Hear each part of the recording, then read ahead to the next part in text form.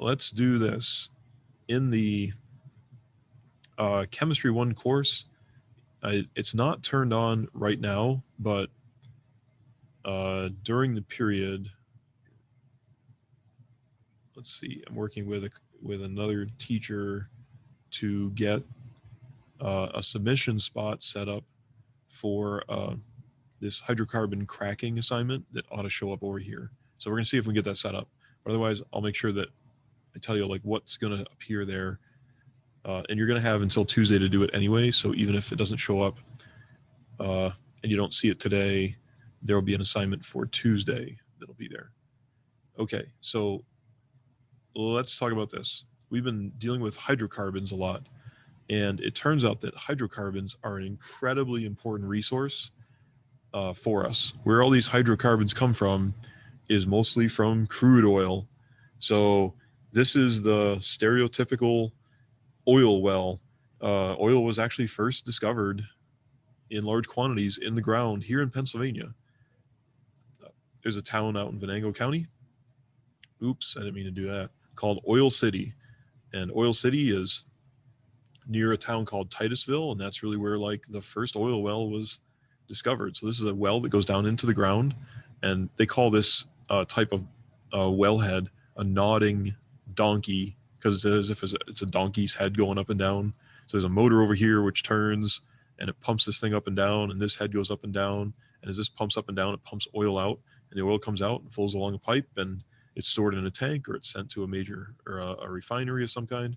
So we pump crude oil out of the ground, and crude oil is well, there's a lot of myths about crude oil. It's not from dinosaurs. It's not from, when we call it a fossil fuel, it's not made of like fossil, like out of animal remains. That's completely, absolutely wrong. Crude oil is mostly from ancient plants. So it turns out usually what you're doing is uh, ancient forests, seabeds, places where there's huge amounts of vegetation. As that vegetation gets over covered and compacted, and then over time and with pressure, in a way it like rots and ends up making very, very long chain hydrocarbons. So we have oil wells that are on land. Another place where we drill for oil is with these offshore oil platforms. So there's an awful lot of oil in the Gulf of Mexico, uh, under the sea floor. There's a lot of places under the sea floor. There's places where there's oil deposits on the earth, all around the earth. Some you can get to on land, some you get to underwater. So this is an oil platform that's an offshore oil platform. And sometimes these are floating, and other times these legs are actually set right on the seafloor. And then the well drills down into the earth below the water, and you pump the oil up. And then you take that oil and you move it to refineries. So there are refineries all over the world, but and you might know that there's a huge number of oil refineries down in the Gulf of Mexico. So like in the Corpus Christi, Houston, Galveston, New Orleans, Pensacola, all along the Gulf of Mexico, there's huge numbers of oil refineries. And that's for two reasons. There's a lot of oil. You good? There's a lot of oil that's. Hold on a second. What?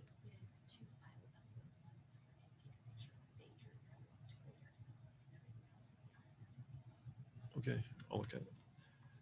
Okay, so there's, sorry about that. There's a whole bunch of oil refineries along the Gulf Coast, partly because uh, we import oil from other countries and it gets shipped in to those ports. But then also there's a lot of oil refinery that takes place in the Gulf of Mexico. So we refine a lot of oil there. There's also historically been oil refineries here in Pennsylvania and up here. So like I'm going into Pennsylvania, the inland of the Delaware River, there are oil refineries along the Delaware River.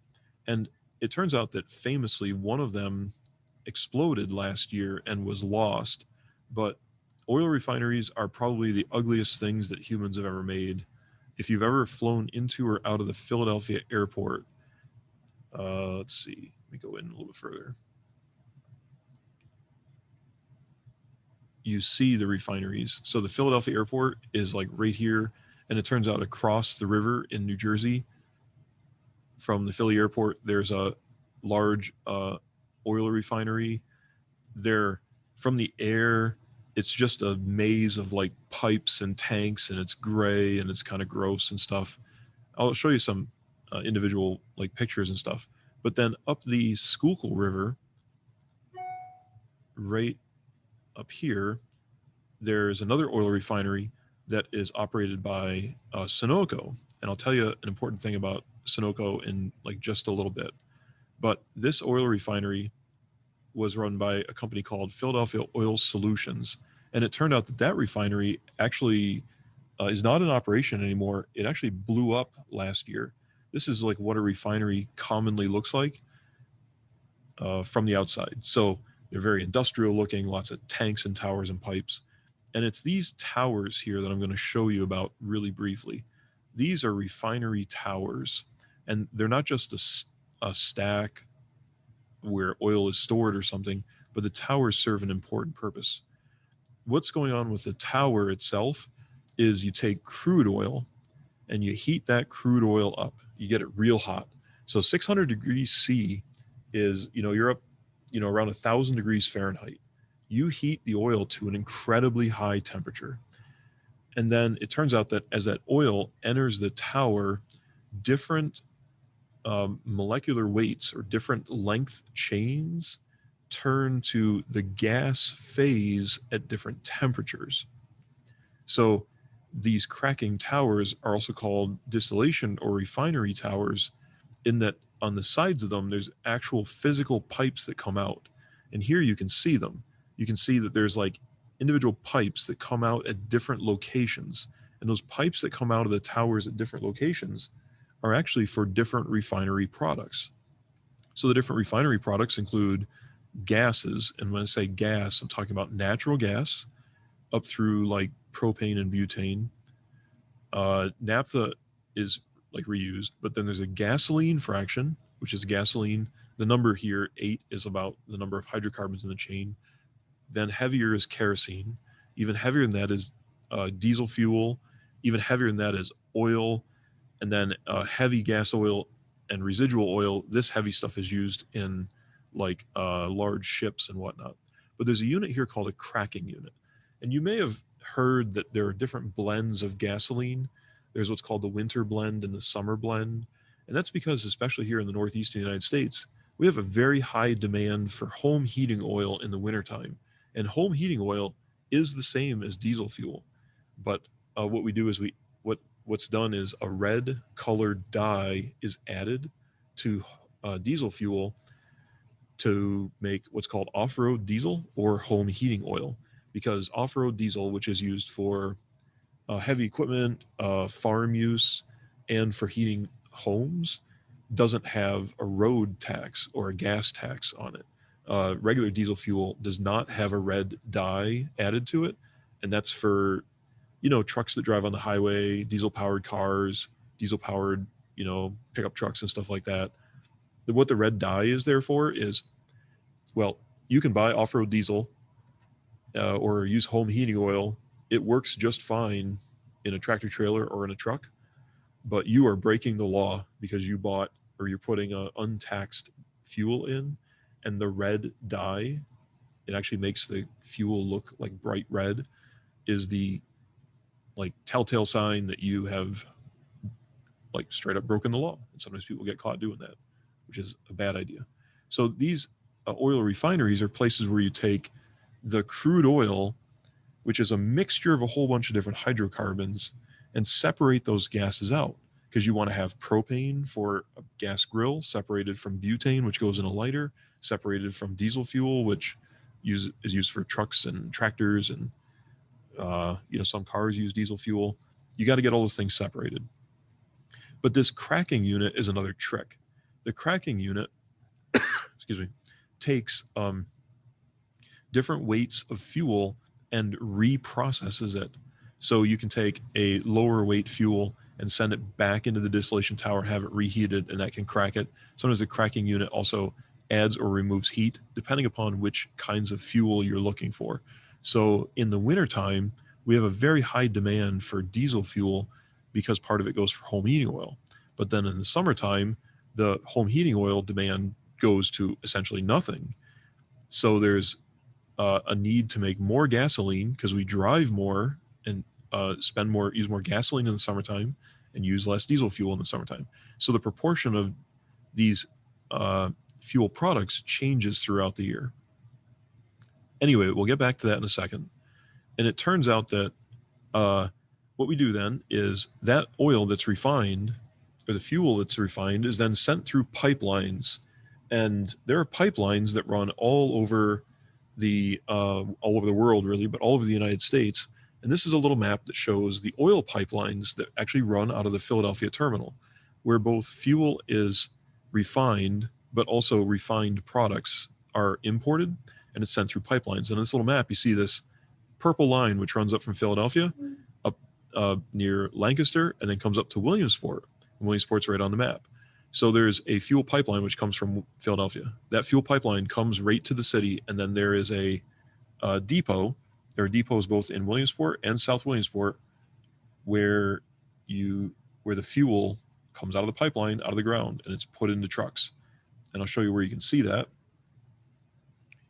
If you go from Williamsport into Montoursville, as you cross what we call the Green Bridge, like on 3rd Street, on the right-hand side of the road, there's a Sunoco gas station, but behind that is a Sunoco pipeline outlet location. I got to go to the east here. Hold on. Here we go. Okay, I got to turn satellite on. So in Southside, in what people call Sylvandale, there are some locations where the pipeline has a terminal, and fuel is taken from the pipeline and stored in tanks here and over here and over here. So this is in Southside. And so sometimes you'll see fuel trucks going across the bridge in the Southside. And then you go a little further to the east. And then here, this is where the Green Bridge is, which goes across the Loyalsock. And there's a Sunoco gas station. But then behind the Sunoco gas station, there are some big tanks. And those are places where fuel is taken out of the pipeline, which is underground, and added to those tanks. And the reason why there are multiple tanks is because, when you go to buy fuel, you can buy diesel fuel, and then you can buy all kinds of different grades of unleaded fuel. And it turns out the different grades of unleaded fuel are actually mixed by the pump. So if you can choose, 3 or 4 different grades, it turns out that there's actually only 2 kinds of unleaded fuel, like 87 and 93. To get the intermediate grades like 89, 91, the pump mixes different ratios of the fuel. So what's in these tanks here are like 87 octane, 93 octane, and diesel fuel. And there's also ethanol in the pipeline. So those different fuels come to Williamsport from that refinery through one pipe. So here's the trick. There's those different products, but they all come through one pipe. And how that's done is there's an amazing invention called a pipeline pig. And what the pipeline pig is a thing that goes into the pipeline that separates different fuels. So for a while, the pipeline will have like 87 octane, and that's pumped from Philadelphia up toward Williamsport. It goes past Williamsport. And those depots can take 87 octane out for a while and use that to fill their 87 octane tanks. And then, a while later, like, the next day, then one of these pipeline pigs passes, and behind the pig, instead of it being 87 octane, maybe diesel fuel. And then you take diesel fuel out of the pipeline. So the amazing thing about the pigs is they're these devices that are put into the pipe that separate one kind of fuel from another type of fuel. The pigs also clean the pipe, and they also inspect the pipe. Smart pigs also have sensors built into them that can look for defects in the pipe or breaks in the pipe themselves. So here's another thing that people have a myth about. They think that one brand of gas is better or different than another brand of gas. And I'm here to tell you, and this is a fact, It makes no difference where you buy your gasoline from. It all comes out of the same pipe. It's all piped by Sunoco, and every drop of gas that you buy in Williamsport or any county that surrounds this comes out of the same pipe. So if you buy 87 octane gas, it makes no difference which gas station you buy it from. It's exactly the same gas. Some people think, oh, I have to buy one kind of gas because my car runs better on it. It's completely a lie. There is no difference. In fact, the pipeline that we get our fuel from here in Williamsport, it's owned by Sunoco. So it don't matter what gas station you get it from. It's all Sunoco gas anyway. Sheetz does not have any oil wells. Sheetz doesn't own oil refineries. Sheetz doesn't own any pipelines. They just buy wholesale fuel, the same as every other like supplier does. There's just different brands, which kind of doesn't really mean anything. So that's the way in which the fuel is transported. Okay, so what does that have to do with? Oops, I didn't want to actually stop sharing that. I could just get rid of those. What does that have to do with different kinds of fuel? So let's see. Let me reload this to see if it shows up. Yeah, on the right-hand side, I'm going to change this. It's not going to be Saturday. It's going to be Tuesday because I'm going to put some information in there for you to. Oops, I didn't mean to do that. Let's see, cracking hydrocarbons. Okay, so in your assignment list, you ought to see a thing that says cracking hydrocarbons assignment. And I'm going to show you what you need to do for that. So that's going to be Tuesday the 12th until Tuesday the 12th at 11:59 p.m. Okay, that's good. In the folder for this week, there's a PowerPoint that says Honors Chemistry Hydrocarbon Cracking. So what it means to crack a hydrocarbon is to take a long chain hydrocarbon and to break it up into smaller pieces. And this PowerPoint has a whole bunch of information about cracking in it. So generally, crude oil has very long molecules. They are typically on the order of like 50 carbons in length. That's not an unusual length. But if you want octane for gasoline, that's only 8 carbons in length. So cracking is used to split molecules using heat or catalyst or something. Hydrofluoric acid is actually used in the cracking process. And the explosion that took place at the refinery in 2019 in Philadelphia, at Philadelphia Energy Solutions, which actually destroyed the refinery permanently, it was because of a break in a hydrofluoric acid pipe. So we break long chain hydrocarbons into shorter ones at high temperature. And the lengths or the length of the hydrocarbon is dependent upon temperature, in that long hydrocarbons don't change to the gas phase, until they're at a very high temperature. And also, if you use a catalyst at extremely high temperatures, the long chain hydrocarbons can break down into smaller. In the end, what you're trying to do is predict the products of cracking by looking at how many carbons and hydrogens are present. And all the time, every hydrogen has to have 1 bond and every carbon has to have 4 bonds. That we've seen. So here's an example. Let's say you have decane. Decane is an alkane with 10 carbons. So if you have decane, which is a 10 carbon long chain with 4 bonds coming off of each carbon, so you need 22 hydrogens. And also, the generic formula for an alkane is the number of hydrogens is double the number of carbons plus 2. So 10 times 2 is 20, plus another 2 is 22. If you heat decane to about 800 degrees Celsius, let's see, you're up around, 1800 Fahrenheit, very, very high temperature. It will break into smaller molecules. In this example, pentane, a propene, and an ethene. So, and what has to be true is the number of carbons here total has to be the same as the carbons you start with.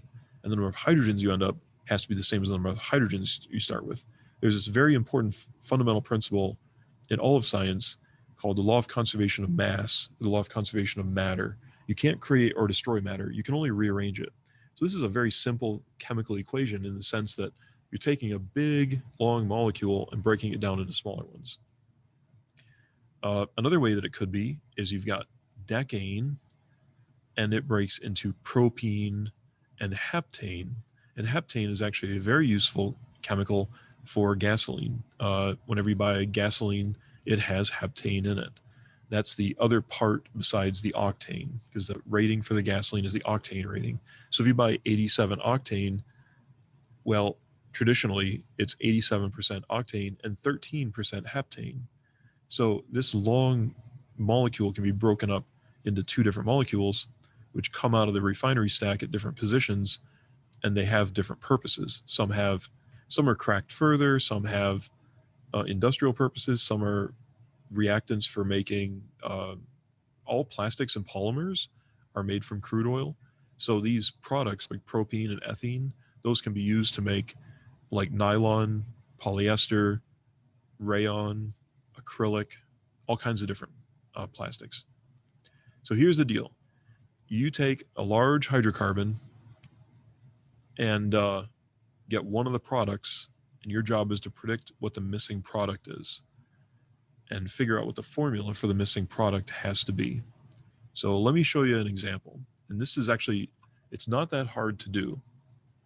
And there's an assignment that has 12 of them, and I'll do 2 of them together with you.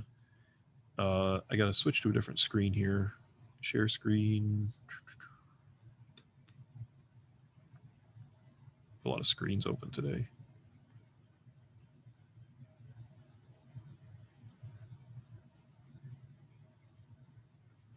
Okay, so this is the one that's in the slide, in the PowerPoint next. It says, okay, so you got butane. Butane is this molecule shown here, and it's an alkane, and it's got 4 carbons. So it's C4H10. You can know it's C4H10 because you can count there's 4 carbons, and you can count there's 10 hydrogens. But you also know that but means 4, and ane means that it's an alkane. And for alkanes, the generic formula has to be CXH2X plus 2, meaning that if you've got 4 carbons, you got to put a 4 in here, and there's got to be a 4 put in there. So 4 carbons, and then 2 times 4 is 8, plus 2 is 10. So you can know that butane is C4H10 just by looking at the molecule and counting them up, or you can go by the name. Let's see. Okay, so in this case, we're going to crack butane to make ethene and something else. So ethene, you can see, is C2H4. There's 2 carbons and 4 hydrogens. This other thing has to have the correct number of carbons and hydrogens so that we end up with a total of 4 carbons and 10 hydrogens. Well, ethene has 2 carbons. So this other product has to have 2 carbons. All right, other product. And then because butane had 10 hydrogens, we've got to have 10 hydrogens in the end. Ethene has 4. So whatever this other product is has to have 6. So in other words, the C4H10 breaks up into something that's C4H4 that we know. The other thing has to be, C2H4. The other thing has to be C2H6. That way we've got 2 carbons over here. 2 carbons over here make 4. 4 hydrogens here and 6 hydrogens here make 10. So how you decide which chemical that is, you can do a couple different ways. One of them is to look at how the ratio that atoms is. You've got 2 carbons and 6 hydrogens. That actually follows the naming scheme for an alkane, because the number of hydrogens is 2 more plus 2, or 2 times as many plus 2 as many carbons. This follows the CXH2X plus 2. Or what you can do is start with the carbons on a backbone and start adding hydrogens. You got to have 6 hydrogens. So as you start to put 6 hydrogens around, you'll see that in order for the formula for a hydrocarbon to work out, you've got to have 4 bonds coming off of every carbon and 1 bond for every hydrogen. So this other product we predict is C2H6 based upon this little, based upon the formula for an alkane. You know that it has to be ethane. And then also if you take the formula or take the C2H6 and draw the 2 carbons in a row and put hydrogens around it, you see that they're all single bonded. There's no double bond.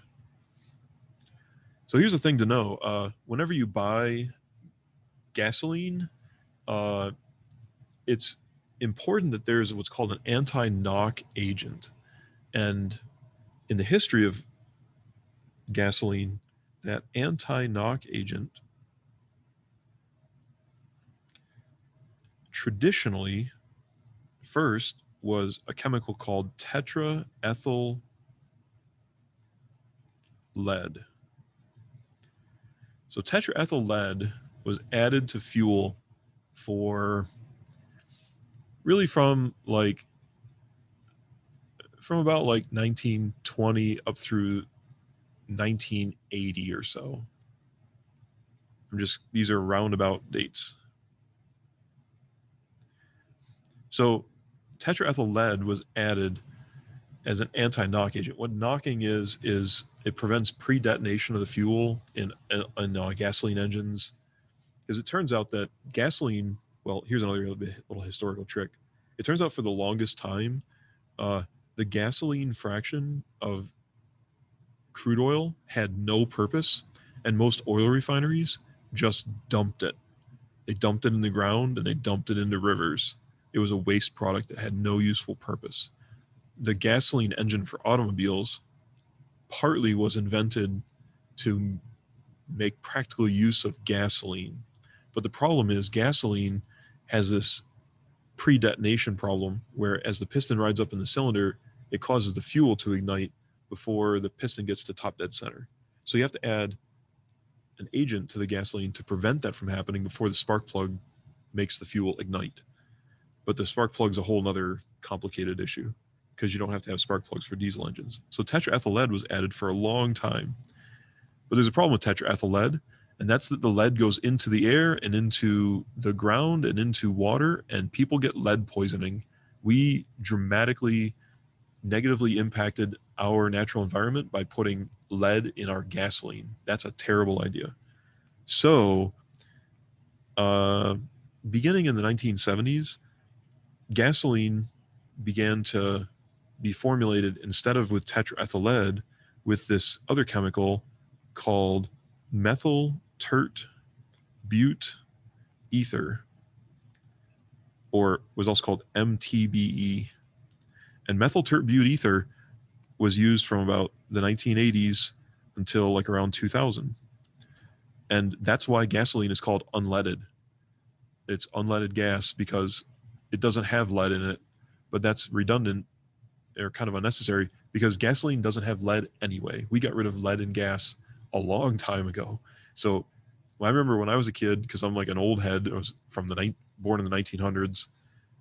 Back in the day, when you went to the gas pump, you could buy leaded gas or unleaded gas.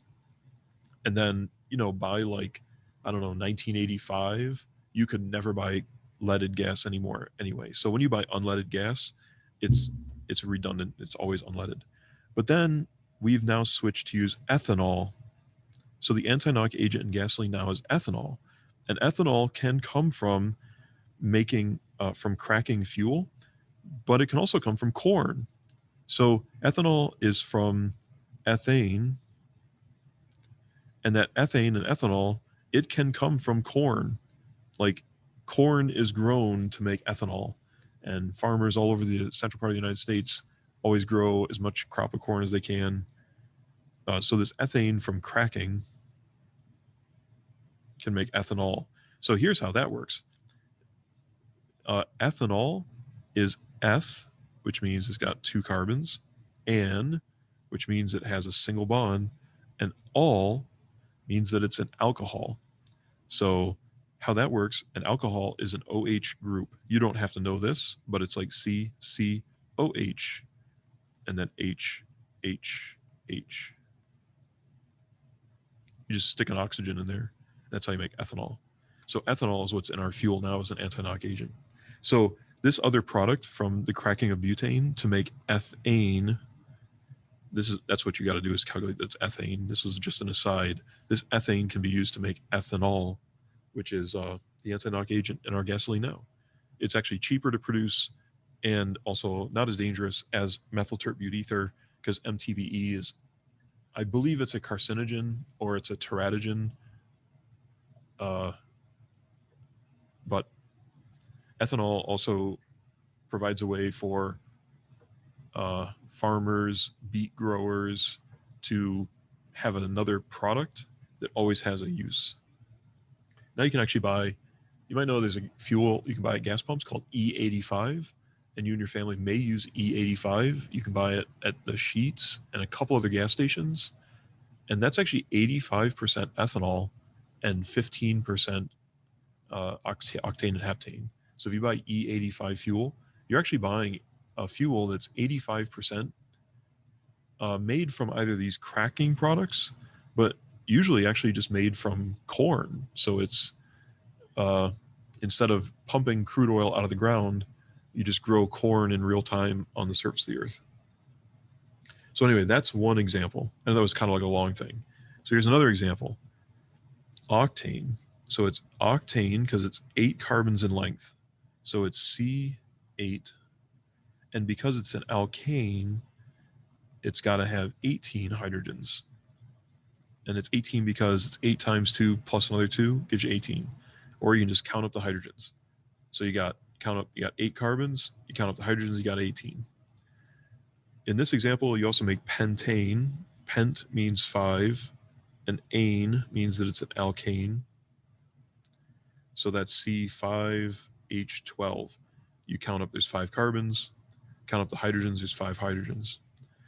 Okay, so this octane had 8 carbons, pentane has 5 carbons, so this other product has got to have 3 carbons, and octane had 18 hydrogens, pentane had 12, so this thing's got to have 6 hydrogens. Because if you had 8 carbons, you got to still have 8, so 5 plus 3 is 8. If you had 18 hydrogens, 12 plus 6 gives you 18. So to figure out what chemical that's got to be, you can do it one of two ways. You can make your carbons in a chain and start sticking hydrogens around. And a little hint about where the hydrogens might go is start by putting them kind of like equally distributed. Don't like try to stick them all in one place. So here I'm going to like kind of do this. So I've got 5 hydrogens now. And if I put the 6th one over here, that's pretty good. In other words, what you don't want to do, don't do this. Don't put the hydrogens like all on the ends, because you might see things that might not work out. What I'm saying there is if you put 3 hydrogens on one end and 3 hydrogens on the other end, this carbon's got 4 bonds coming off of it. This carbon's got 4 bonds coming off of it. But this carbon's only got 2 bonds coming off of it. So you want 2 more bonds, but you can't add more hydrogens. That's not okay, because now you got too many hydrogens. So when I say you want to kind of equally distribute the hydrogens, kind of like sort of spread them around at first. Maybe start by putting 1 on each of the carbons and then put like, a second one on or something. Because now you see that I've got my 6 hydrogens, 1, 2, 3, 4, 5, 6. This carbon here's got 4 bonds coming off of it, so that's okay. This carbon's only got 3, and this carbon's only got 3. So how do you fix that? There must be a double bond here. So because there's a double bond on between these 2 carbons, each of these 2 carbons each has 4 bonds coming off of it. This carbon's got 4 bonds coming off of it, and I got my 6 hydrogens. because this has a double bond, it's an alkene. And so 3 is prop, and because is double bond, it's ene, so it's propene. Another way you can know it's propene is if you just write the formula C3H6, you can see that that follows the generic naming scheme of CXH2X. In other words, there are twice as many hydrogens as carbons, and that's the generic formula for an alkene. So alkenes have twice as many hydrogens as carbons. That's how that works out. Okay, so that's what I want you to do. Is in this assignment, you've got these long hydrocarbons, and you're breaking them up into 2 other hydrocarbons. The numbers of carbons and hydrogens from the big one you start with to the 2 you end up with has to be the same. So in a way, it's a bit of a puzzle. That's the work that people do in chemistry. This is straight up like chemical engineering. So if the idea of chemical engineering and chemical manufacturing is that you take raw materials, maybe gasoline from the or fuel, crude oil from the ground. You take methane, you take, I don't know, whatever other chemicals you got, and you either break them up or you put them together in some kind of way. And this isn't actually, it is a chemical reaction, but it's like a decomposition reaction in a way, but it's a special type of reaction because there is only one reactant and no other like products. Well, one type of reactant. So one type of reactant, that's the thing you start with, and then it's broken up into 2 smaller things. But those 2 smaller things both have carbons and hydrogens. Okay, so let me show you what you want to do. In the folder for this week, and down toward the bottom, there is this PowerPoint that says How on Earth's Chemistry, Hydrocarbon Cracking. That's what I went over with you. Showed you some other pictures and stuff. This hydrocarbon cracking notes, that's actually just the same thing, but as a PDF. So it's just the PDF format. So it's a little bit easier to like look at as in notes form. In case you like, well, this is what I would have printed out to give to you in person. And I might still print it out to give it to you in person, but it's like 2 slides on a page as examples. So, but you have it electronically because you got your Chromebooks and whatnot. I got to go back the screen. Okay, so these are the notes I went over. So this is the Cracking Hydrocarbons assignment. When you click on the Cracking Hydrocarbons assignment, it's just a PDF. It's just the like individual problems. So it might be good to have like 2 browser screens open at the same time. We actually did number 1. So number 1 was the, let's see, butene. Yeah, so butane broke into ethene and something else. So you got to do number 2, which is propane into methane and something else. Number 3 is pentane into ethane and something else. So you're trying to do the same thing. There are 10 of them. So we actually did number 1 and did number 6 together. So these are the problems that you need to figure out. And then the submission is here where it says Cracking Hydrocarbons assignment. So the problems to do are here where it says Cracking Hydrocarbons assignment.pdf, and the Cracking Hydrocarbons assignment, you'll see like what I mean is if you open them both at the same time, and mine looks different than yours, but number 1, you kind of can click back and forth to do it. So what's the name of your product for number 1? So when you figure out number 1 is butane and ethene, what's the other thing? And it could be ethene. Sometimes you can actually crack 1 molecule to make 2 things that are identical. So they don't have to be different. They could be the same. It's possible to have 2 things that are the same. I'm not saying that they're the same, but they could be the same. And once you figure out which one it is, then, click on it and go on to the next one. So it's, yeah, mine looks different, of course, because it's how it's set up. So it goes in order like 1, 2, 3, 4, 5, 6, 7, 8, 9, 10. But the questions are different in the sense like number one, what's the product? Number two, what's the product? But number two, your product has how many carbons and what kind of bonds between the carbons. It's either going to be, single, double, or triple. So it's a drop down. You get a choice of numbers of carbons and a choice of double, single, or triple bonds. So it's either single, double, or triple, or it's either 1, 2, or 3 bonds, single, double, or triple, and you'll figure it out. So the easiest way to do it is if you keep 2 tabs open. You got one tab, you got the questions, and one tab, you got the things to solve. And you have till Tuesday to do that, only because in case you have like questions and stuff on Monday, I can take them. I like to always give you 2 class days. I don't know. All right, the bell's about to ring. That's all I got for you. So I guess we're going to be back, and I'll see you on Monday. If not, you can always join the class by Zoom because I'll be Zooming it. And every class is recorded too, always. So it's not as if, if you miss a class or you can't come to a class or you have something going on or whatever, you can always see it. If you have questions you can ask, you can put them in the chat right now. Otherwise, I'll catch you on Monday.